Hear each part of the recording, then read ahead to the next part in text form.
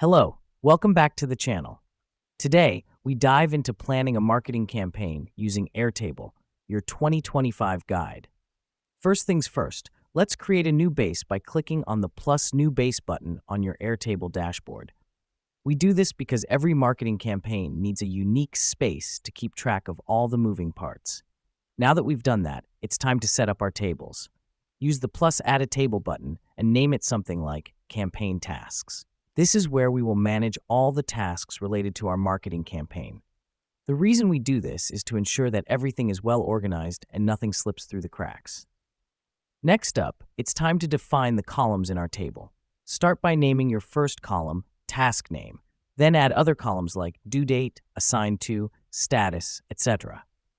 This helps us because it allows us to keep track of who's doing what, when it's due, and how far along they are. Now, let me explain why this matters. By using these columns, we're essentially creating a detailed to-do list that's easy to navigate and update. It's all about staying organized and keeping everyone in the loop. Once that's done, we move on to linking records. Click on the plus add a field button on your table, select link to another record, and link it to another table, like team members. Here's what's happening behind the scenes. You're creating connections between your tasks and team members, making it easier to assign responsibility and monitor progress. Finally, we will create a calendar view. Click on plus add a view, then select calendar and choose due date as the date field.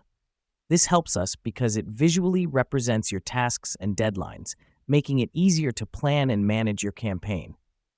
And that, my friends, wraps up our quick tutorial on planning a marketing campaign using Airtable.